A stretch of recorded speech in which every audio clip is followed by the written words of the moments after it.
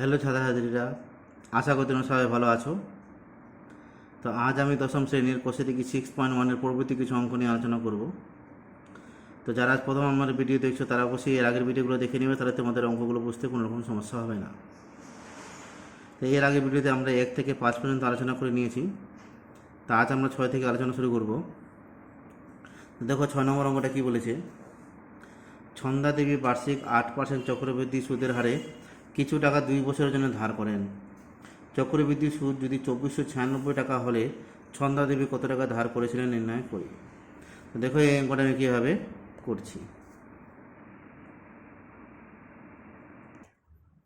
তো দেখো আমি এখানে লিখলাম, ধরি ছন্দা দেবী ধার করেছিলেন X টাকা।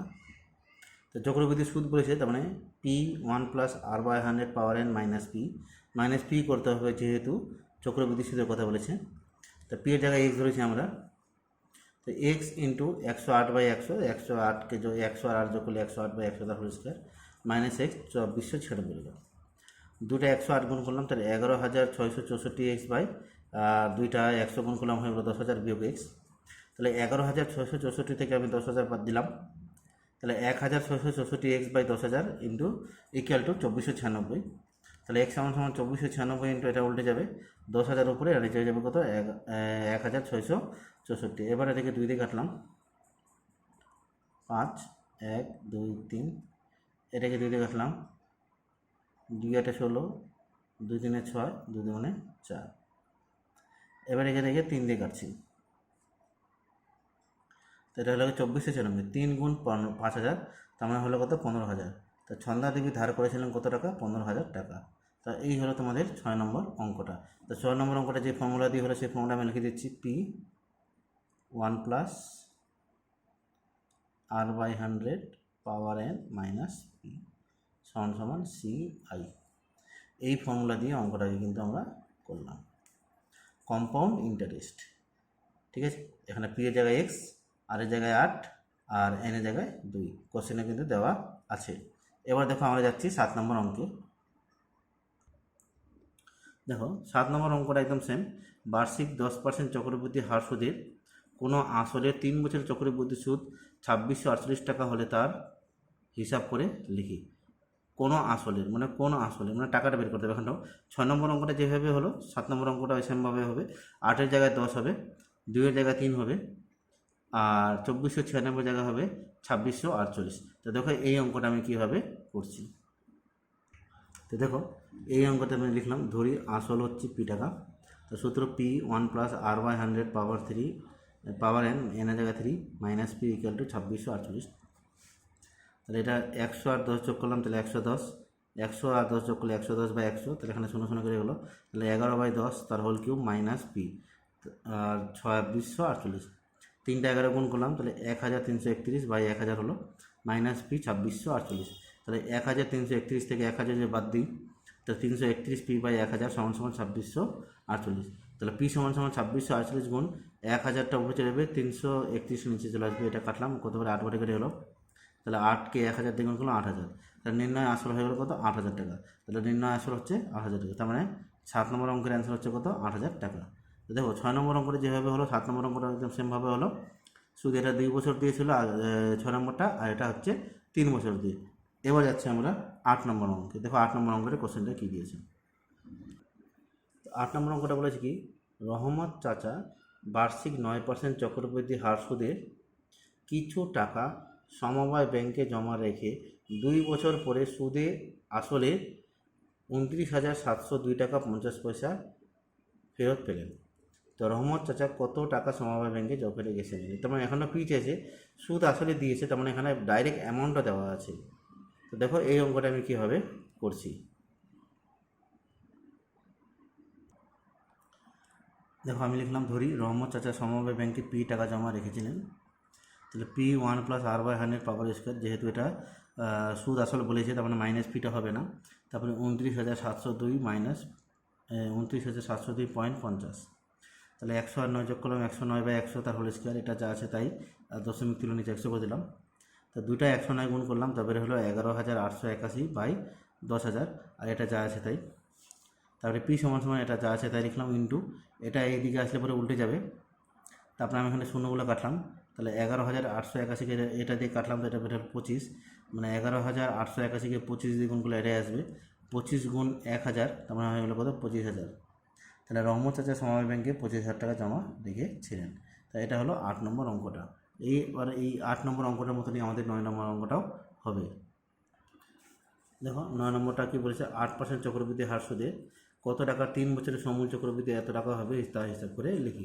একদম সেম অঙ্ক, শুধু 2-এর জায়গায় 3 বছর, আর 9-এর জায়গায় 8 আছে, আর 29-এর জায়গায় 31,492.80 টাকা আছে, আর আগেরটা ছিল 29,702 টাকা 50 পয়সা।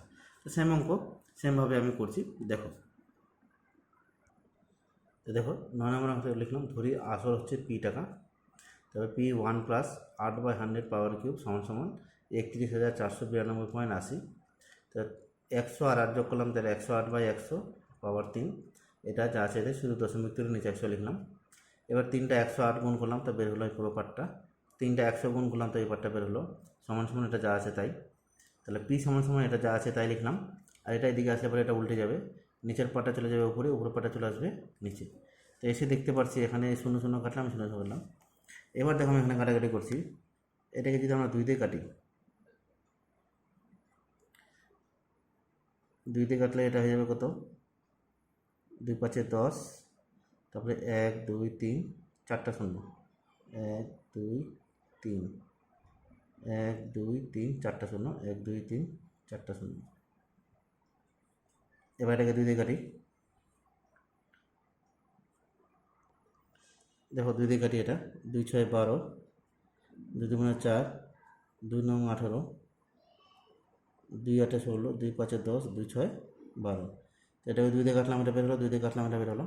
এটাকে আবার 2 দিয়ে কাটি, এটাকে 2 দিয়ে কাটলে বের হলো 2 5 1 2 3টা শূন্য, এটাকে 2 দিয়ে কাটছি, 2 3 6, 2 1 2, 2 4 8, 2 9 18, 2 2 4, 2 8 16। দেখো এটা যা বের হলো এটা তা বের হয়ে গেছে, তার মানে এটা একবারে কাটবে।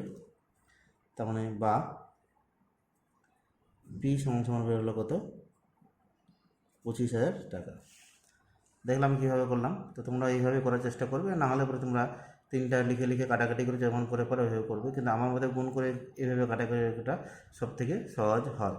তো এটা হলো পি এর মান বের হলো কত, 25,000 টাকা। তবে ওদের নির্ণয় আসল 25,000 টাকা। আশা করি বুঝতে পারলো 9 নম্বর অঙ্কটা কী করে হলো। তো এবারে আমি যাব 10 নম্বর অঙ্কে।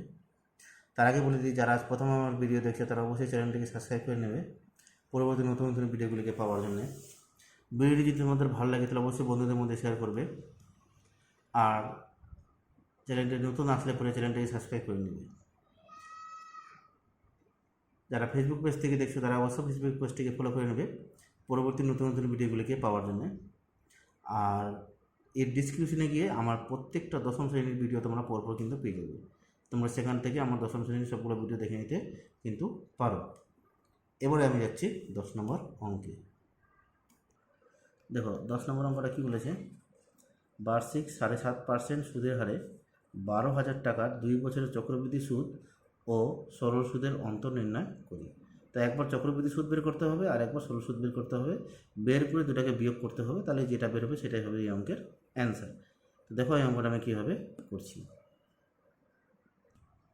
দেখলে লিখলাম আমি 12,000 টাকার 2 বছরের চক্রবৃদ্ধি সুদ, 12,000 1 প্লাস 7.5/100 পাওয়ার স্কোয়ার, মানে স্কোয়ার হোল স্কোয়ার মাইনাস 12,000 টাকা।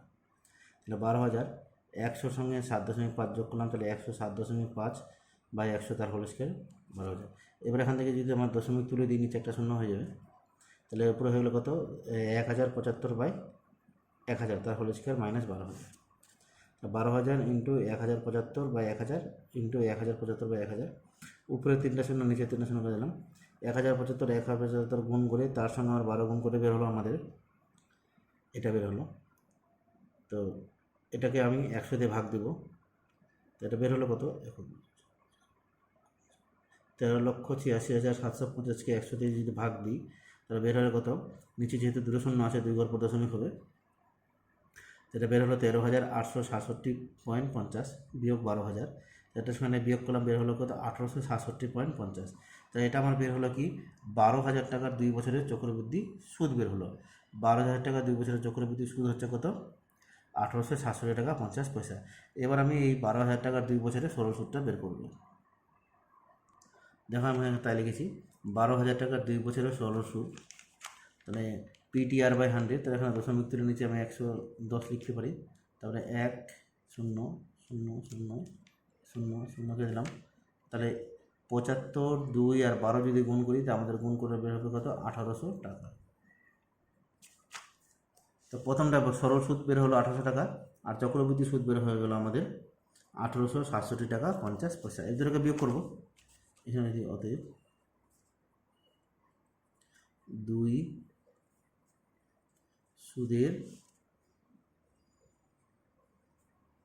অন্তর 1867 টাকা 50 পয়সা থেকে বিয়োগ করব আমরা 1800 টাকা, তাই এটা বিয়োগ করে বের করবে কত 67 টাকা 50 পয়সা। এটাই হবে আমার 2 সুদের অন্তর পার্থক্য, মানে অন্তর বা 2 সুদের পার্থক্য।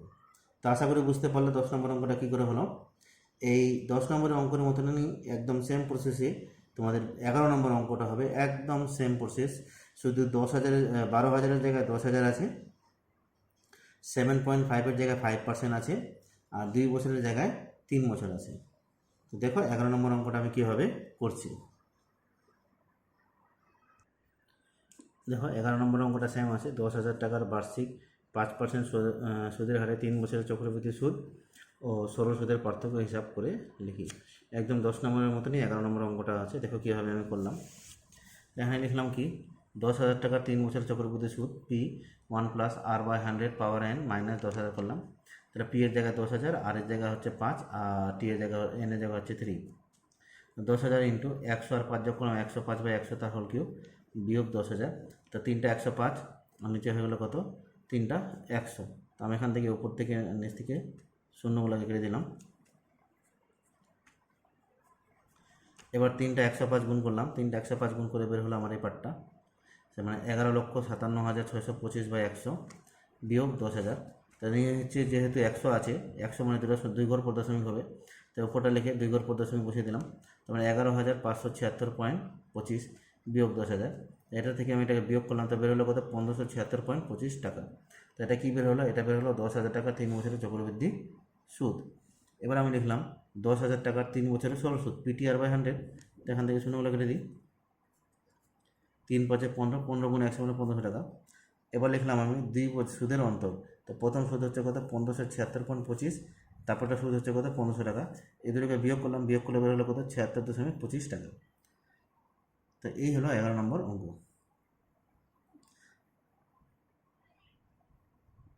তো আজ আমার ভিডিও এই পর্যন্ত থাকবে, আবার দেখা হবে পরবর্তী ভিডিওতে। পরবর্তী কিছু অঙ্কগুলো নিয়ে আমরা আলোচনা করব। যারা আজ প্রথম আমার ভিডিও দেখছো তারা অবশ্যই চ্যানেলটিকে সাবস্ক্রাইব করে নেবে পরবর্তী নতুন নতুন ভিডিওগুলোকে পাওয়ার জন্য। ভিডিওটি ভালো লাগলে অবশ্যই বন্ধুদের মধ্যে শেয়ার করবে, কমেন্ট করবে। আর যারা প্রথম দেখছে তারা কিন্তু অবশ্যই চ্যানেলটিকে সাবস্ক্রাইব করে নেবে। আর যারা ফেসবুক পেজ থেকে দেখছে অবশ্যই ফেসবুক পেজটাকে ফলো করে নেবে পরবর্তী নতুন নতুন ভিডিওগুলোকে পাওয়ার জন্য। তো এই বলে আজ আমরা ভিডিও এখানে সমাপ্ত করছি, আবার দেখা হবে পরবর্তী ভিডিওতে। ধন্যবাদ।